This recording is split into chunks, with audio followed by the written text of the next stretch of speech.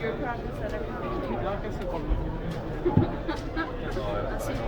we go. And here's the Jaiku cake. And here is Yuri. Is it right? Yuri Engström, yes. Yeah, okay. Hello, everyone. You're one of the founders of Jaiku. What is Jaiku? That's right. I'm one of the co-founders of Jaiku, and Jaiku is a micro-blogging and presence-sharing application that lives on the web. You can also use it from your mobile phone for free. And essentially, the way Jaiku works is you can post short messages called Jaikus to your own stream, and basically your friends can follow what you're up to. So it can be something about what you're doing right now, what you're thinking about, where you're planning to go next. And you can also aggregate feeds from your different websites. Like if you're using Flickr for sharing your photos, you can add your photos from Flickr into your Jaiku stream. If you just have a look at it, it goes like this. I mean, and then you have the photos up there, and the commentary is there, as I understand it. What are people are writing, but how do I, if I want to be part of this stream, how do I become part of this stream? Oh, well, this is a back channel for the Reboot conference.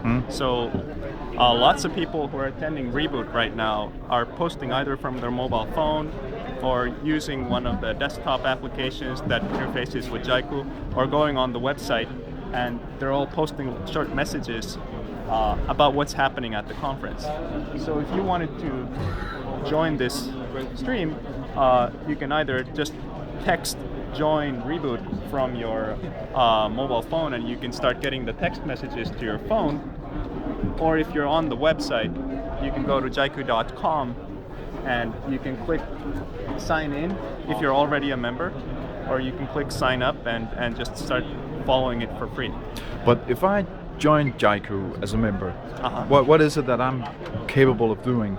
Well, first of all, you create your own mini blog on Jaiku, where you can post these updates, and you can also aggregate your web reads from other services that you're using. And the second interesting thing that you can do is you can start using Jaiku on your mobile phone. So you can download the application for free to your phone, and you can start sharing your availability based on your phone profile. So like, for instance, right now, I'm showing up as green, so my friends know that they can call me right now. But if I switch my phone to silent,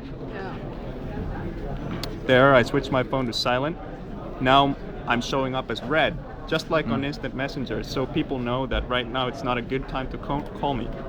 And I can also see, you can also share where you are. So like right now, for instance, my location is Reboot in Copenhagen and Denmark. It's picking that up from the cellular network towers. So for instance, right now, I see that here's my mom.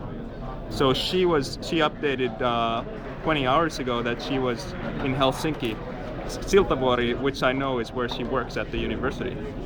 So she's been there for 20 hours now. So that's when she updated last. So she's probably switched her phone off. So I can see where my friends are, and I can see what they're doing right now.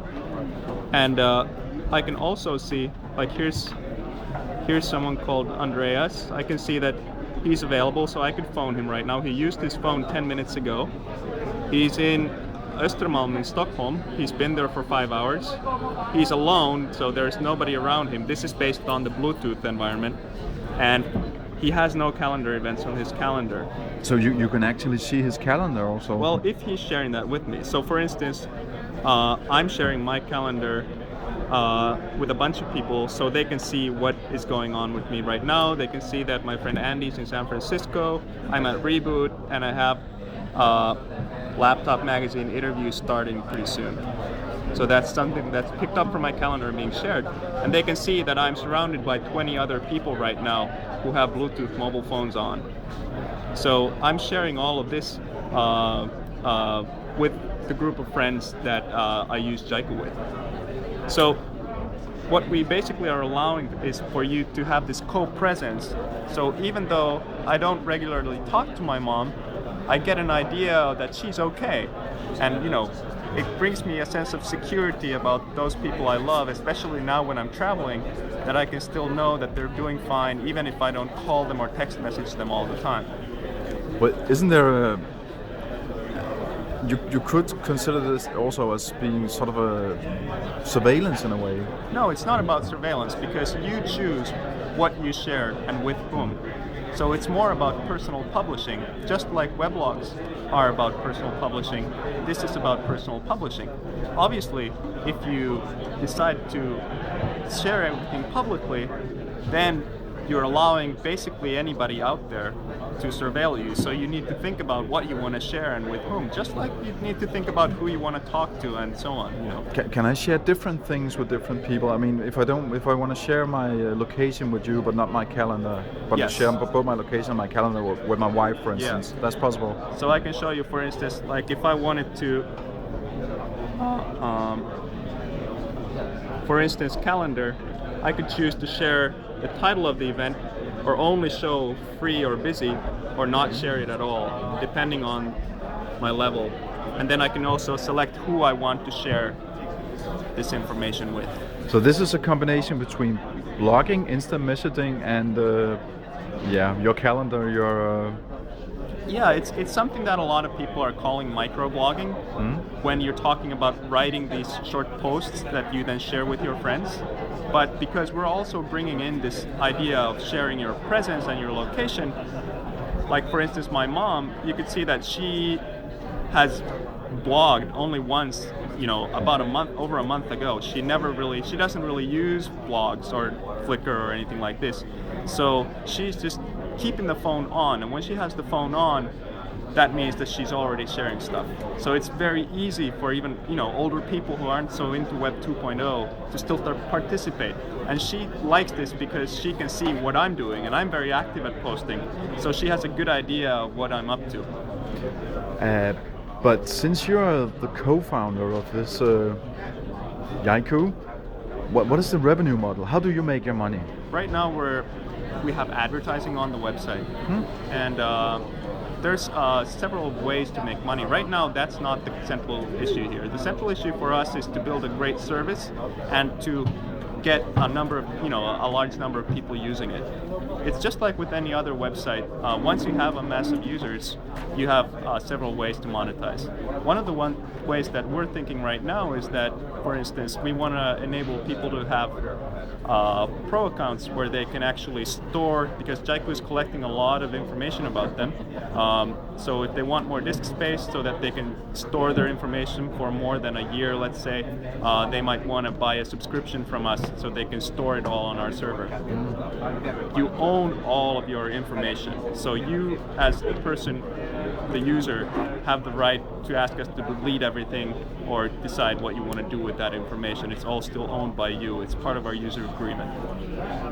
And you said it actually works with other social networks like Flickr and your blog. And yeah, that's an important part of Jaiku, is that you can aggregate, because it's all about sharing what you're up to right now. And sometimes you are actively doing stuff on other services. Like for instance, you might be listening to music on Last.fm, or you might be blogging something if you're a blogger, and you still want your Jaiku friends to know that that's something that you're doing. So you can link your RSS feeds or your Atom feeds from different web services to your Jaiku stream, so that Jaiku automatically picks that up and broadcast that to your friends. So if I take a picture with my phone and I post it on Flickr, then it'll show up on Jaiku, and you don't need to follow me on all these different services, because you can just add me as a contact on Jaiku. And if I start using a new service and then a new feed, then that'll automatically become updated to my Jaiku stream. So you can just have one place for following your friends. Of course, you can also unsubscribe from people, because some people are, especially the geeks who use a lot of web services, they can have like 20 different feeds. So you might also decide not to follow my photos, but you still want to see what music I listen to. So you can unsubscribe from particular feeds. But this is only available to the people that you're allowed to see it. Depends on, so you have the option to either be completely public so everyone can see it, or the instant messaging or Skype way, where you actually approve everybody who requests to add you as their contact. So there's both models. So personally, I think this market for microblogging is probably going to emerge as something that might be even bigger than blogging, simply because it's so easy. You can just use it from any mobile phone just by text messaging, and it's so simple that you find yourself like, I have a blog and I post photos on Flickr, but at most I blog once a week. At most I post, maybe once or a couple times a day on Flickr. Whereas on Jaiku I post just about every hour. So it's much more frequent because it's always with me. It's so simple and so easy to do. So and I noticed that people like my family's using it. Friends who aren't so into the web still find this relevant for them because it's relatively easy to do, and it's about the people you care about. So that leads me to believe that this could be a much broader market than just the web geeks out there. We'll see. Okay, thank you. Thank you. Let's go back to the cake.